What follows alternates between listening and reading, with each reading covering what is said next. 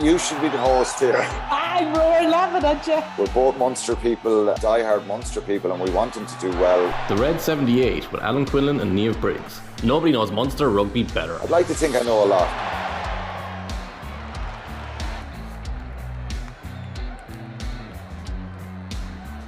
Welcome along to Ep.3 of the Red 78, your one-stop shop for everything Munster, right here on the Rugby channel.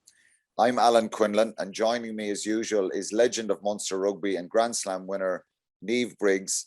How are you, Niamh? How was your weekend? Oh, not too bad, Quinny. Tough weekend. Bows lost, Munster lost, Spurs lost. Wasn't a good weekend for teams that I support, but I'm coming around. Well, you're coaching UL Bows, so you had a hand in that loss to Railway Union. So are you coming under any flack or any pressure from anyone there for a bad result? One-off loss. I hope not. But tough weekend for us for sure. Yeah, Munster on Saturday night. We'll get into that in a few minutes. And I didn't know you were a Spurs fan. I'm a Liverpool fan, so I was happy on Sunday. It was such an emphatic win for Liverpool. Oh my God. I couldn't even slag my Man United friends. But anyway, so the Red 78, what's in store? Every week we're going to be looking at the biggest stories going on in the world of Munster rugby, analysing the games, getting some big name guests, which we haven't got yet, but we will in the next few weeks. You're a big enough name, Quinny. Yeah, exactly. We look what's going on in the women's game, underage and club level, and we're going to look into the AIL next week and everything that's going on in Munster rugby. We're always looking for your feedback, so your thoughts on what's happening in Munster. The best way to get in touch is to tweet us. We want you to get involved at Rugby Channel 15 or leave a comment wherever you're watching this across the Rugby Channel social media pages. We'll get around to them as best we can each week and open up the discussion. And of course, please subscribe to the podcast. Just search for the Red 78 and you'll get your podcast straight to your phone every week. Okay, so we mentioned, Niamh, the performance. This block of games, Munster have had 5 games. They've won 4. The first 3, lots of positives in the first 3. I suppose the positive in the fourth one against Connacht was a win, but the performance wasn't probably what we'd expect or what you'd certainly want at home to Connacht and Thomond Park. And we said it last week that if they could get this 5th game against the Ospreys, get a win, that it would end up being a very positive. They finished on a negative in this block. What was your assessment of what happened on Saturday night against the Ospreys? They were beaten 18-10 away from home. Yeah, I think probably frustration is probably the overlying emotion, I think, because they really just didn't fire or get going. I think their set pieces under pressure, their discipline wasn't great, and it's very difficult then to try and put yourself on the front foot if you're not meeting that gain line. So definitely areas, and I think the frustrating thing from that coaching ticket will be so many silly mistakes and compounding errors upon errors, which sometimes I don't know if you ever know when you're playing a game and kind of get into this kind of funk or a dip, but in the game you're trying to get yourself out of it. The harder you try, the worse you seem to be getting, maybe, and it kind of spreads across the team.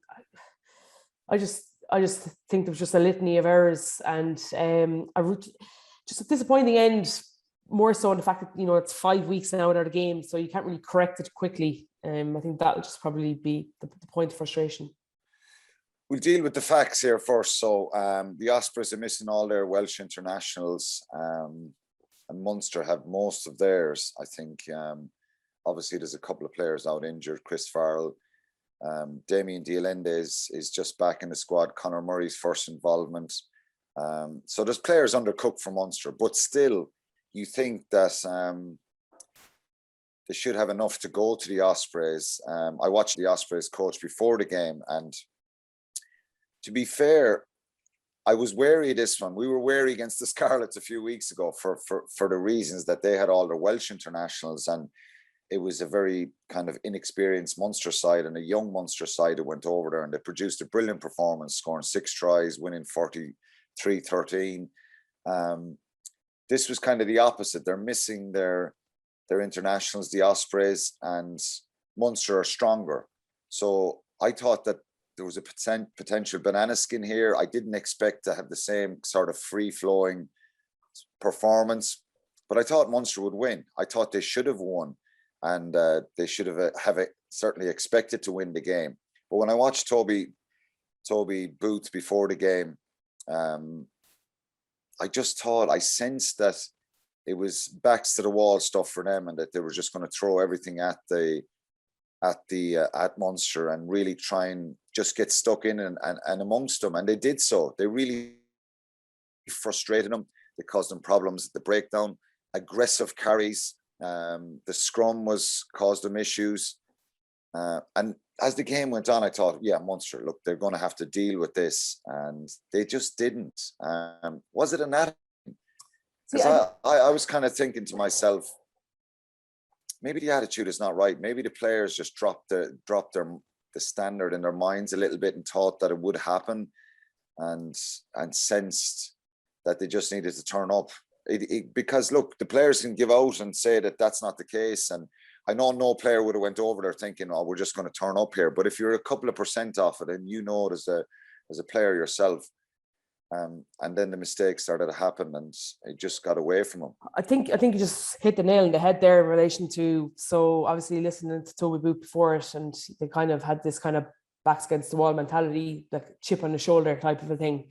And also the fact that if you are a couple of % off at this level, no matter who you're playing, you can't really afford that at this level, especially this year with this new kind of URC. I think the standard has gone up across the board. I just think sometimes it's very difficult to try and get to them to that mental pitch, 5 weeks in a row. It's incredibly difficult, irrelevant of whether you're in and out of the team or, you haven't played for the whole 5 weeks. The freshness of the group, I think that's something that maybe that they might look at going forward, because at this level, like, everybody's a really good rugby player and everybody can do all the basics really, really well. What sets you apart in teams? And when you look at the likes of, a Leinster's or Connacht's and stuff like that can play this free-flowing rugby, what sets them apart from a Munster team? Well, it's their ability to get to that emotional pitch and be able to balance it really well. I just think that sometimes you need that underdog type of thing. Does a favourites title sit well with them? They were definitely favourites to win that. And like your era, don't take this the wrong way, but you were brilliant with the chip on the shoulder tag and the underdog tag. And I think that, probably sometimes Munster need that. Maybe they needed that chip on their shoulder going into battle type of a game. If you can understand where I'm coming from, because I just think mentally they just didn't seem to have the same energy or the same aggression as the Ospreys. Is that down to attitude, and is it good enough? So is it just a once-off here, and maybe Munster are a big scalp for the Ospreys? Okay, we mentioned their backs against the wall, a lot of young players trying to make a name for themselves. That's not easy, It was never going to be an easy game. But is it good enough for this group? Should we be blaming the coaches for that performance, or is this one of the ones that there's player issues? Because I think that player group was definitely experienced enough to be able to take that game by the scruff of the neck. I think that pack struggled to get on top of that Ospreys 8, and I think when you don't gain parity up front, the game can be very difficult.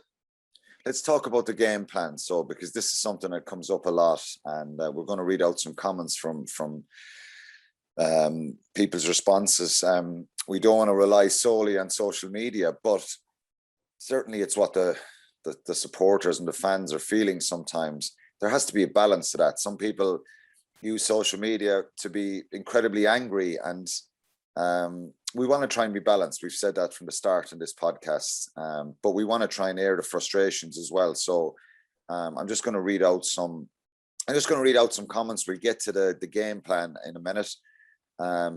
So at John Shine 89 on Twitter, that was awful again. So many flat performances like this under Johan van Graan. The talent is there. It's not being used well enough. So what would you say to that comment? Because for me, I think in the last couple of years, I think we've probably, and I know myself, I have, and other people have called for more young players to be introduced. I think they've used for over 40 players in this block of games, and a lot of the young players have got opportunities in game time. Maybe it was a very flat performance, but I think the talent was given the opportunity and they just didn't take it. Is that down to the individual talents not being good enough here, some of these players? Or is it just maybe game plan, or is it just a once-off that they've got to learn from this and bounce back? I'm not really sure it's a once-off, because we saw moments of it in the Stormers game. We saw moments of flatness against Connacht. So from that aspect, I'm not sure.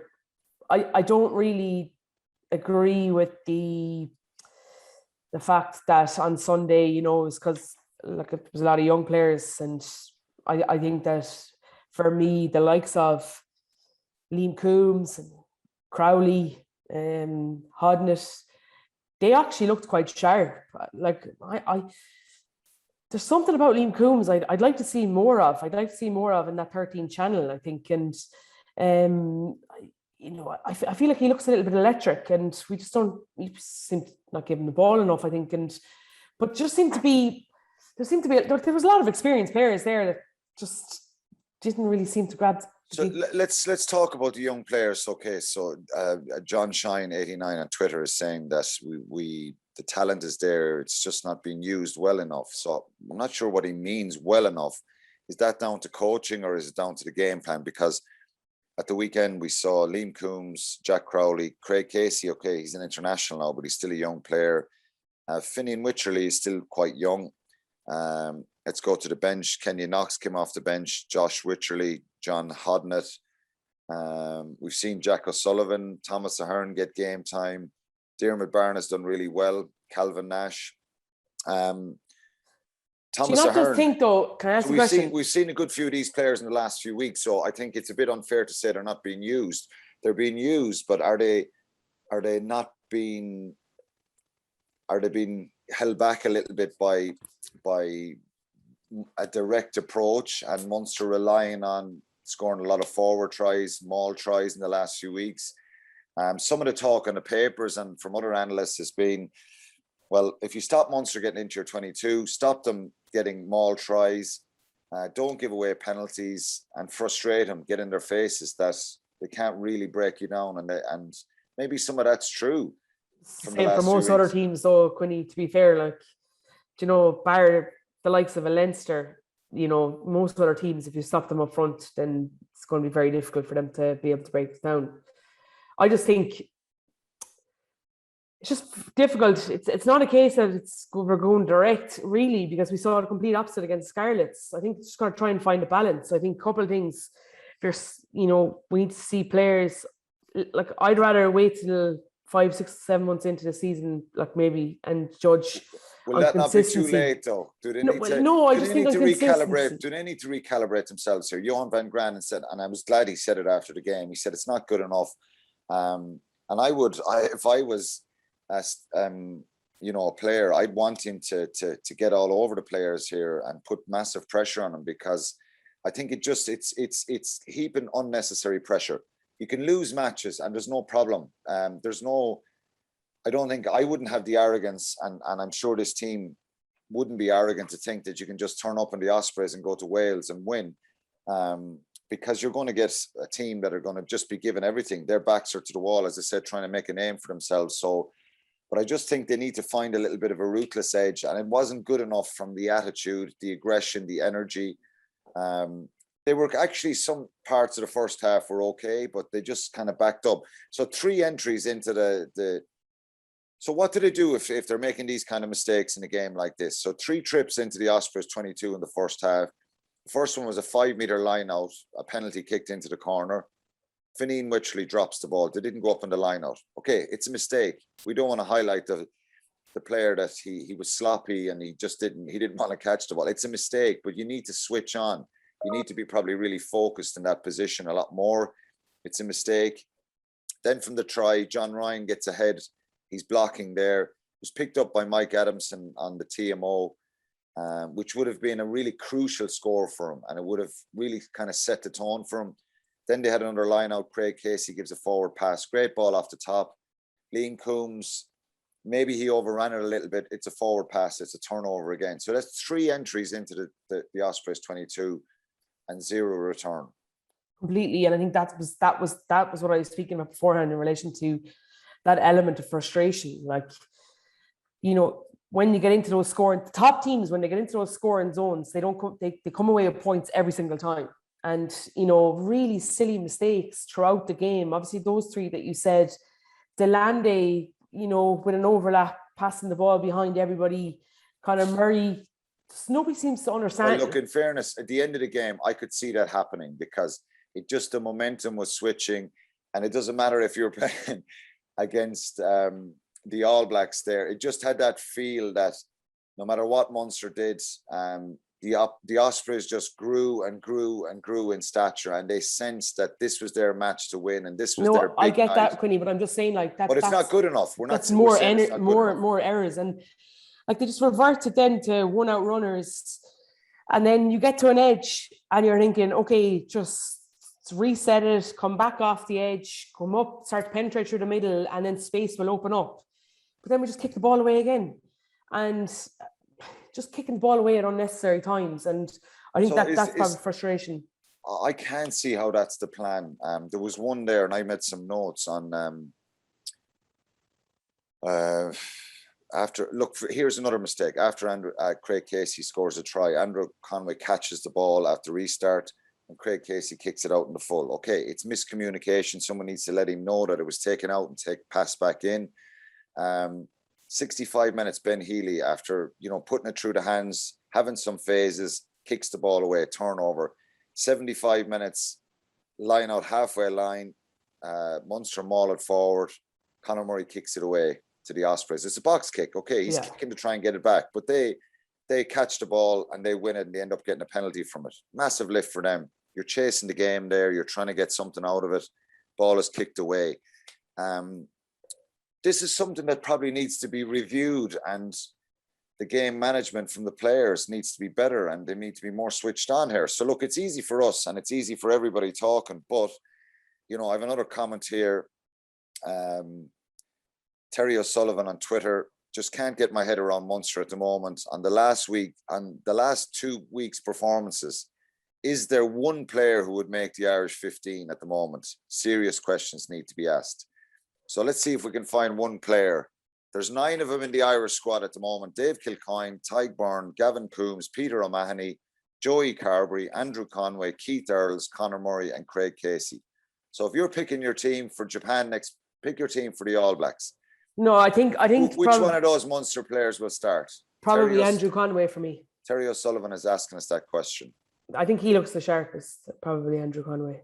But other than that, no Tyke Byrne starting for the Lions this summer. Not at the moment. He's only 2 games difficult. Played. Yeah, he's only a couple of games in. Conor Murray's saying, like, we've got to be fair to them too, and fair to that process. But then you look at Damien Delande's been playing rugby for the last 6 or 8 weeks and didn't really make a huge impact. And now I know it's hard. Like, you're looking for some big moment of magic off him, but I just thought,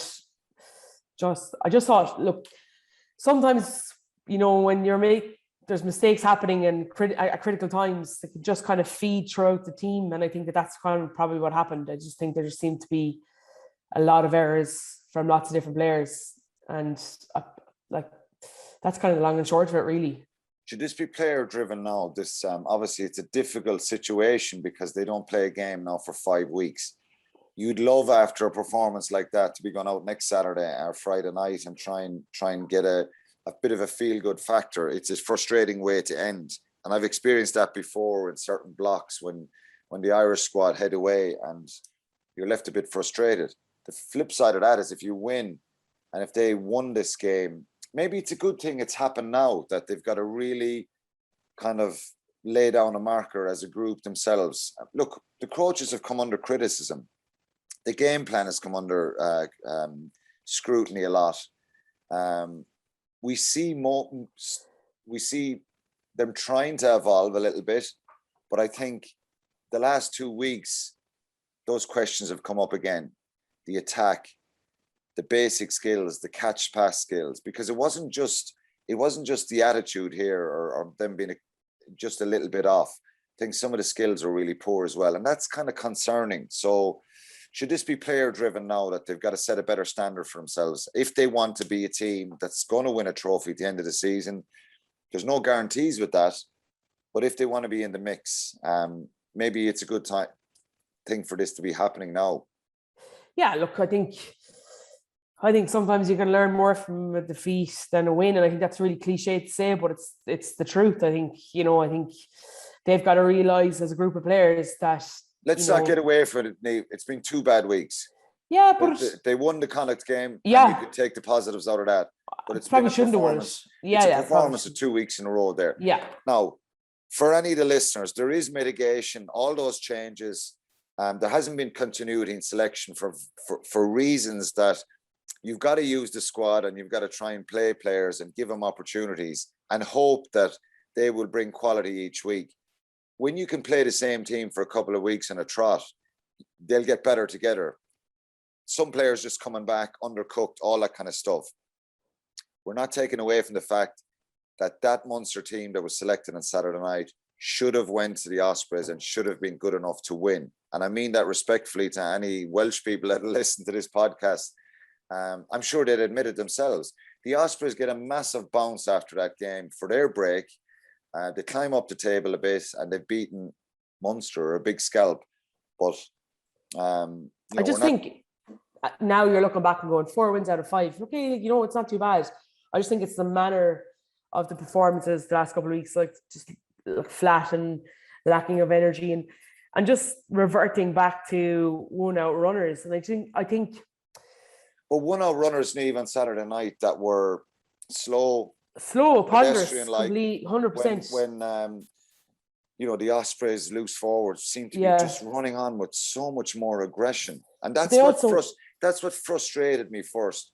And I remember, Dick, that we went to Niamh probably in 2001 or 2002 with a very strong Munster side. We went to the Nolad was called, and it was Niamh back then, not the Ospreys, and we lost that league game.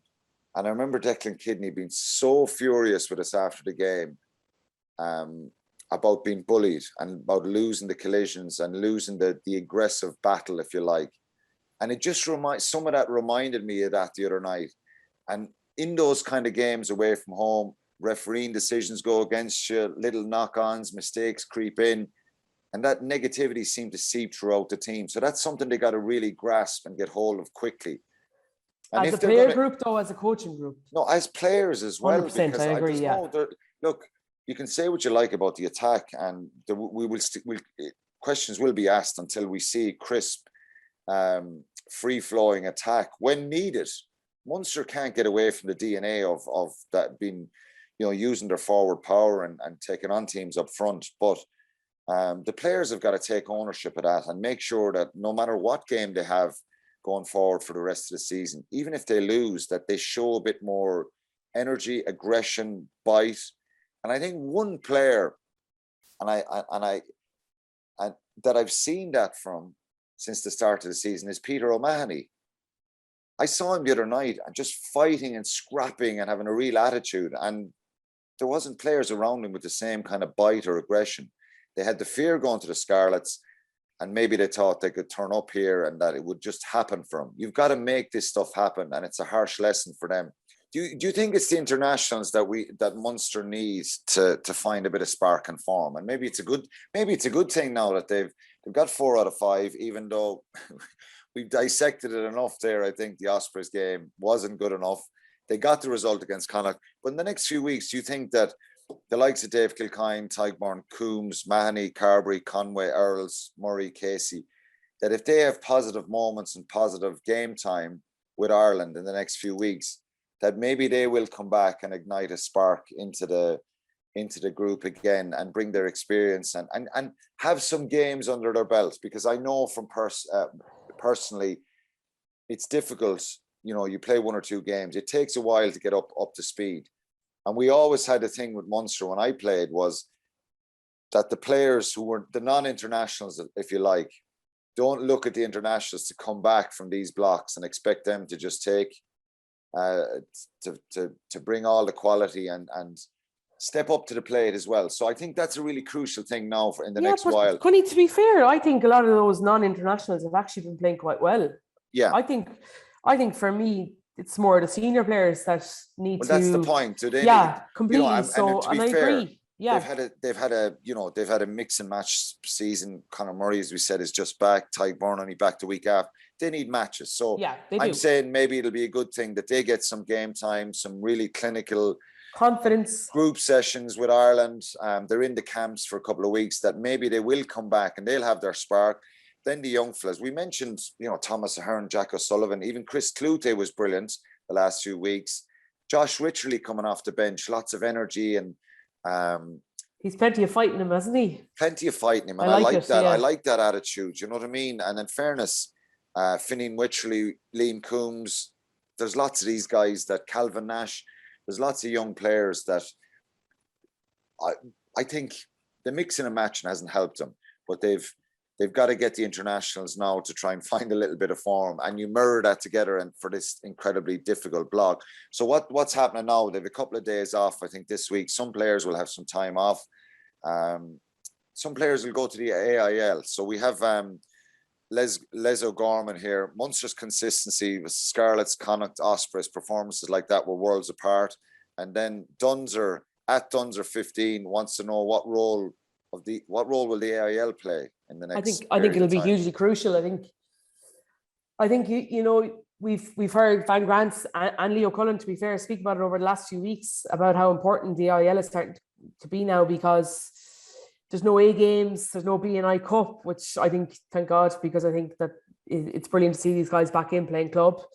And there's an opportunity for them to play now over the next few weeks. So I think we'll touch on it next week, obviously, because we'll hopefully know who's going to be involved and who's played a bit of AIL. But I think from that point, I think it'd be brilliant to be able to see guys that are playing rugby with Munster a couple of weeks ago against Scarlets and then lining out for Shannon, Garryon, young Munsters. I think it'd be super. Okay, yeah, hopefully we'll see lots of these guys playing in the next few weeks and get game time. We didn't mention Jack Crowley. I thought that he wasn't one that you could lay the blame for Saturday night's performances. Showed a bit of spark, some lovely touches at times. So, and he's played AIL in the last few weeks. I think he showed a lot of maturity too. I'm so excited to see him get a run of games. I think he looks the real deal, Quinny. I really do. And what I loved about him too is he absolutely did not shirk any defensive responsibilities. Threw his body in, got a turnover at one stage.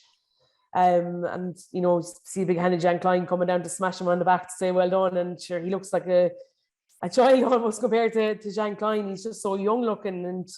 And but yeah, I do. I think that if you're Jack Crowley coming away out of that, you'll obviously be disappointed that you didn't win, but you'll be kind of happy enough that you did well and did well in patches. But he's definitely one for the future, I think, and I think the future will be nearer than what we think. Should he have started on Saturday night? Should Damien Dialende play it outside him because he started? Or would you made that point beforehand? I thought that was actually a really good point. Why wouldn't you have started Damien? Maybe the fact that he'd only been back from maybe training in a session or two, but I actually really thought your point was really good beforehand when you said we only have him for that week and he's gone again. Putting a big, no disrespect to Goggins, but putting a big runner like Delende right beside Jack Crowley, giving him an out. A World Cup winner, hugely experienced centre, and let him play himself into the game as well. I think probably wouldn't have been a bad shout. There's a couple of other points before we finish. The rumours this week and probably in the last week or two are that the full coaching group with Munster are going to get 2-year extensions. Is that obviously, and I know this again from when I was shaking and shivering and worrying about contracts, pre-Christmas is the time that you want to try and get deals done or not done, because you run after Christmas for players and coaches, and it just creates so much uncertainty for either party. So it looks like, and we can't confirm this because it's not confirmed yet, that the Munster coaching coaches are getting 2-year 2-year extensions. Is that a good thing, a bad thing? Is it too early? Have we seen signs that there is some change happening? And what's your take on that? Yeah, I'm not sure it can be too early. They're 3 years into the job now, is it? And I think it's great for stability. I think that sometimes that's, you crave stability as a player. But I think in relation to, look, I think it's a very fickle world, professional sports. I think you're judged on performances, you're judged on results. And I think, look, people might think that my Munster hat is too Munster. I can see at times what they're trying to do. I can see the evolution. I can see what Larkham's input is at times, and I like where it's going. Is there just not enough creativity? Yeah, and I just think is it lack down of to coaching? consistency. And we speak a lot. We speak all the time, about teams being consistent, and that's probably why they're saying, like, Connacht are playing really good rugby at the moment, but they're not consistent. Well, for me, Munster aren't consistent either, and there's no real middle ground for them. They're either playing unbelievable rugby like the Scarlets game, or they're gone down to these really slow one-off runners, box kick chases, and they've got to be able to marry that. They've got to be able to find a way where, if they can't get parity in the inside or in those tight rush defenses, that they've got to be able to play out the back and play to the edges and with pace. And so from that aspect, look, I think it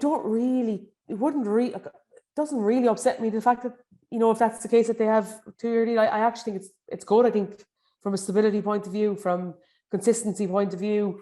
And while Van Graan has been there, I think, Larkham, Graham Roundtree, and what's coming underneath it in relation to all that change in structure of the academies and stuff, I think we've still got to be patient. I think which I don't think will be very popular thing to say. I think this is a critical season, and some of these young players have got to be introduced, and they have been in the last few weeks, like Jack O'Sullivan, Thomas Ahern, Jack Crowley, Liam Coombs, these players, and see if they can get in the European team and make a name for themselves, and that Munster can put themselves in a position to be knocking at the door at the end of the season.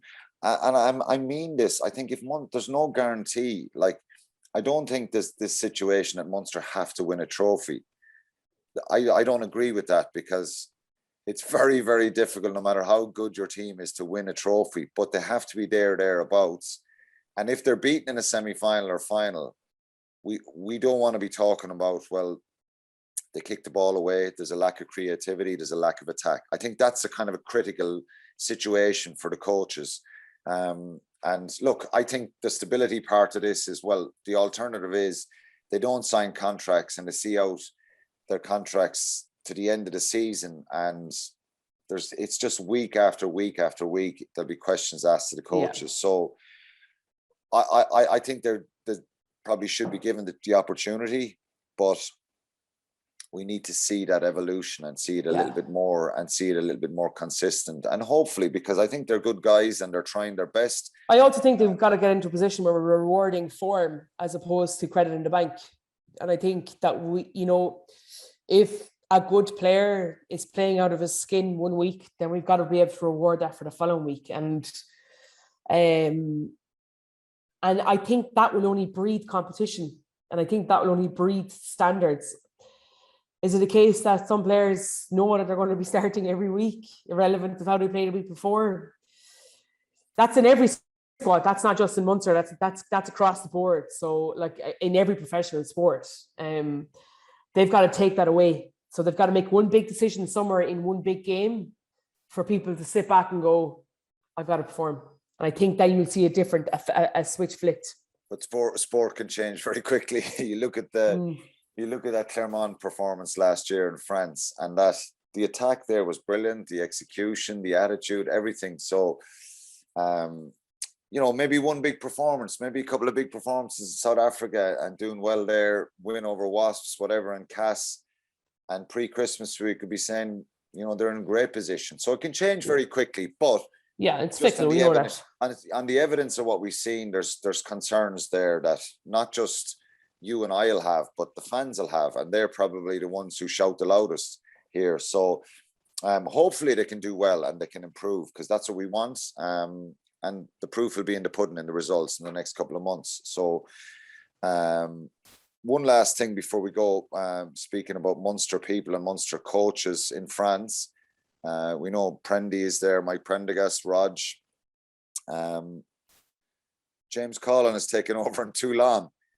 He was announced as defence coach in the summer, and it's a great opportunity. It shows the Mads, and I don't mean this that James has got the job, how mad it is, but it just shows how quickly they just chop coaches there, make decisions there, and don't seem to. It's crazy when you think of the budget even Toulon have. I just think they're down at the bottom of the league, and it's brilliant. Patrick Colasso is gone. But they obviously really hold him in high esteem, because, as you say, he's only come in over the summer. It's obviously made a big impression that, okay, Colasso's gone, but they're entrusting, like, Chesson Colby plays for Toulon. Like, these type of players are, world class. But I watched them last weekend. Incredibly poor. Couldn't get over how bad they were. A typical French side, like, just shrug the shoulders and moving on to the next. But your big pal was the big winner there. Yeah, Rog effectively got James Collin the job, so I'm sure he'll have to buy him a beer. But look, it's great for him, and we wish him well. Super. I played with James, great fella, and it's a great opportunity for him now. So if he can get a couple of results, maybe he'll get the job on a full-time. But he's worked his way up really well, obviously Pro D2, along all the ways into academies, and he's obviously, as I said to you, he must be really highly thought of from a coaching aspect over there. And okay, Prendy and Rog obviously get all the plaudits because they're in top 14 clubs, but he's gone about his business very quietly and seems to be very effective. Yeah, absolutely. And it's a good opportunity, a great opportunity for him. So hopefully it works out and he starts getting some results. Okay, that's it from this week's episode of the Red 78. We've got to leave it. Don't forget to get in touch, because that's the whole idea. That's, we get some interaction from people and we try and get their thoughts on all things Munster throughout the week. We'll be sure to get them on next week's podcast. If anybody has any opinions on the AIL, very, very fond memories for me back in my days playing with Shannon. I don't think we'll ever see those days where we see 10, 12,000 people at games. But I think there's certainly a massive role for the AIL, and hopefully it gets some of these contracted players back playing, and people get out to support the AIL. You can tweet us at Rugby Channel 15 or search for the Rugby Channel on YouTube and leave a comment. Make sure you subscribe to the Red 78 wherever you get your podcasts, and we'll see you next week.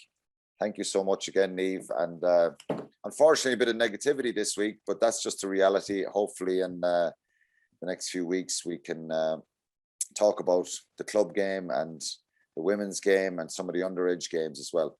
Okay, take care. The Munster Rugby Podcast, Red 78 with Alan Quinlan and Niamh Briggs. Nobody knows Munster Rugby better.